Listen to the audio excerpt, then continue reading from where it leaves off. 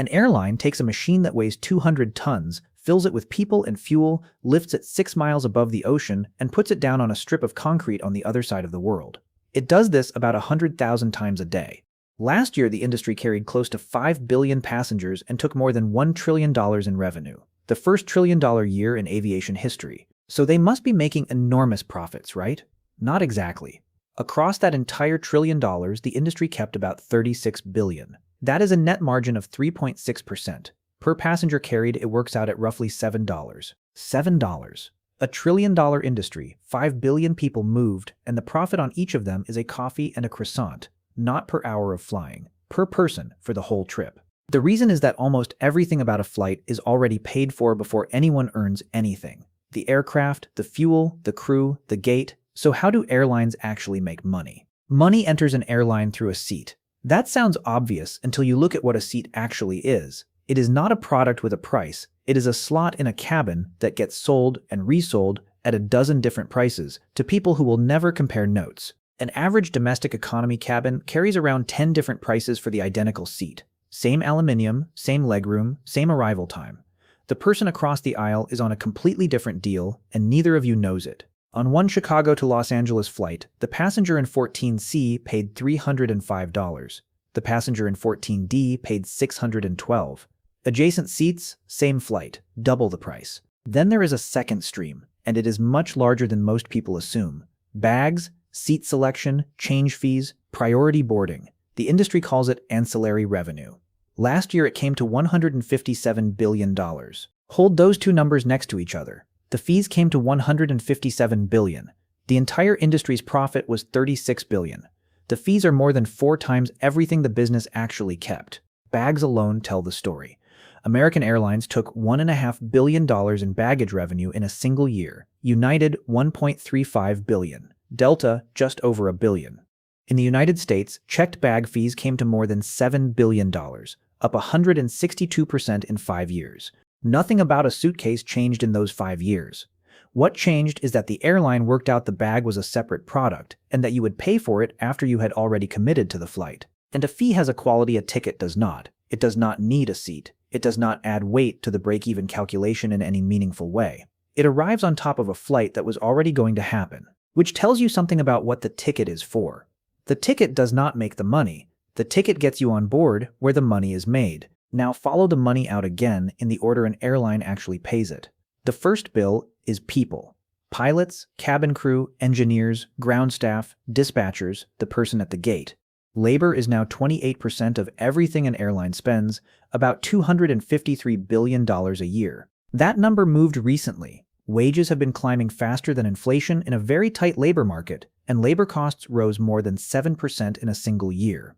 For most of aviation history, this was not the biggest line, because the biggest line used to be fuel. Fuel is now 26.8% of operating costs, and forecast to fall slightly next year, which means something quietly historic just happened.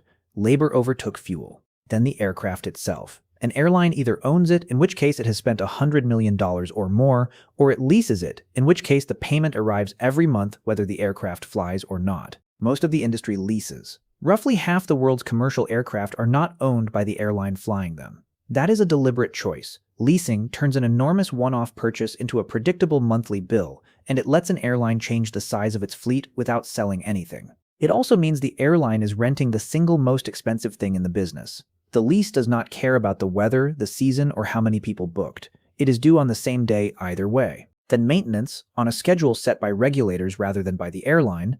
Then airport charges, landing fees, and air navigation charges, paid per movement. The airport gets paid when the aircraft arrives.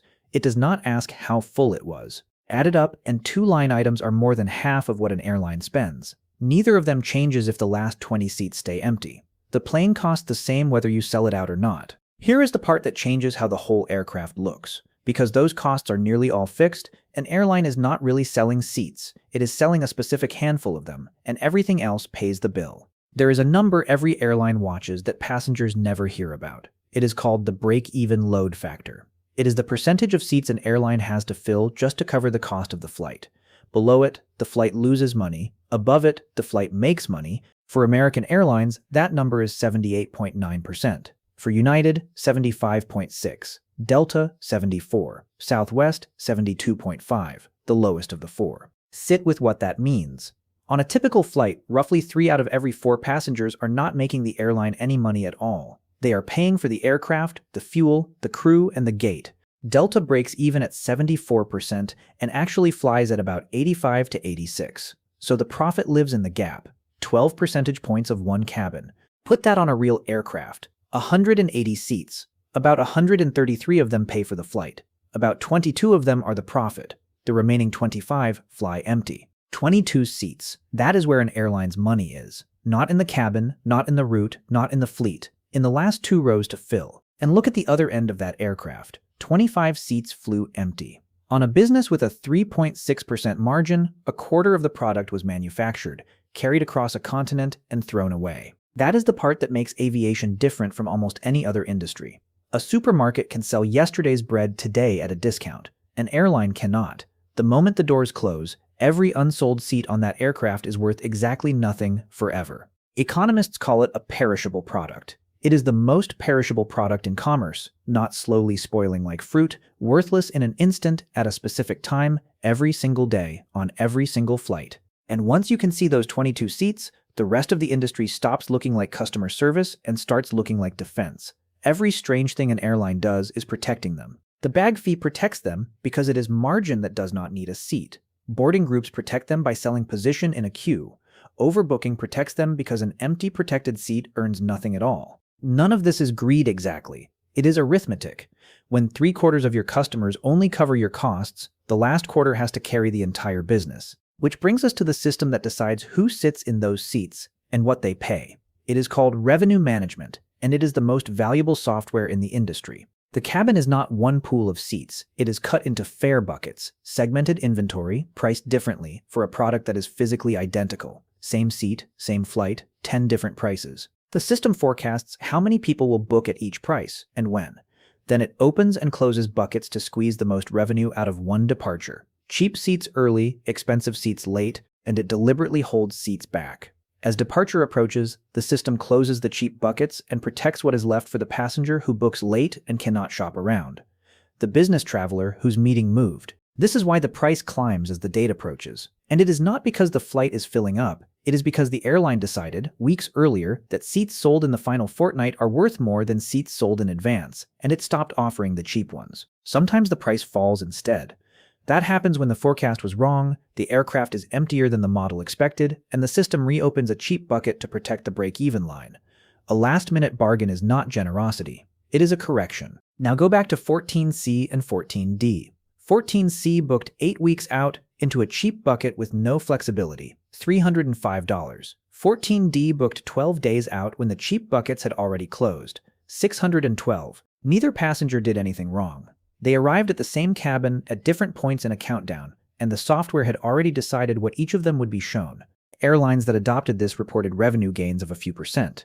On a 3.6% margin, a few percent of revenue is not an improvement. It is the difference between a profitable airline and a bankrupt one. Which is why the seat next to you is not the same product as yours. It is the same chair, sold at a different moment, to a different kind of buyer. The same maths produces the practice everybody hates. Some passengers who book will not turn up.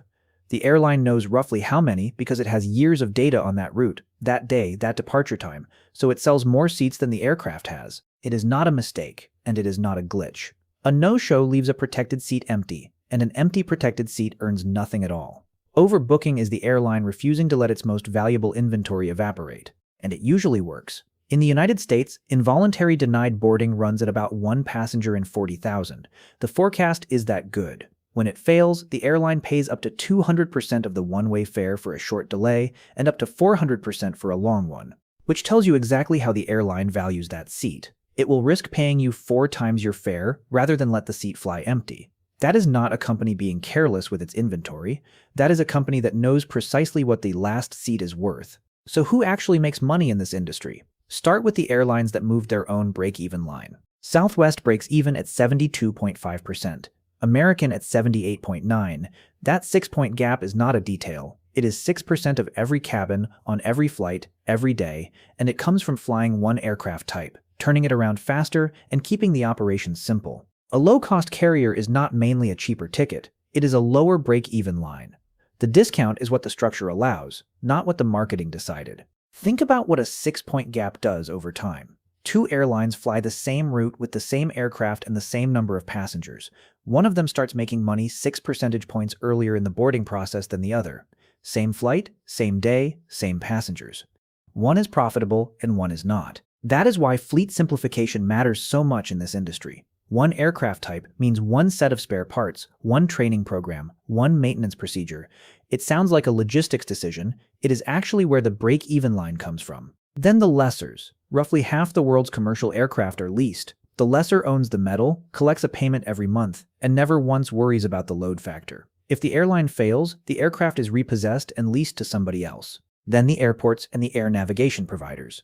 They charge per landing, per passenger, per movement. A half-empty aircraft pays almost the same as a full one. They are paid for the flight happening, not for the flight working. And then there is the loyalty program, which by now has become a business of its own. Airlines sell miles in bulk to banks, and the banks hand them out on credit cards.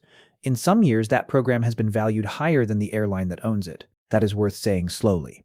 A scheme for rewarding frequent flyers, spun off and priced on its own, can be worth more than the fleet, the routes, the slots, and the staff put together. It is a whole other video, and other people have made it well. But notice where it comes from. The miles are only worth anything because the airline has seats it might not sell. The program is another answer to the same question the break-even line asks. What do we do with the part of the aircraft nobody has bought yet? Notice the pattern. Everyone around the airline gets paid for the flight existing. The airline is the only one in the chain that gets paid for the flight being full. So the next time you are somewhere over an ocean in a middle seat, wondering how a business this large can charge this much and complain about money, the answer is in the rows around you. 3/4 of that cabin bought the flight, a couple of rows bought the profit, and 1/4 of it is not there at all. It is a strange kind of business, colossal, essential, watched by everyone, and running on the last 2 rows to fill. So here is the question. Are airlines squeezing passengers or barely surviving on $7 a head?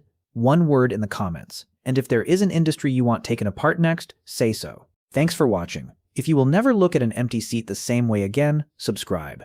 There is another business waiting to be taken apart.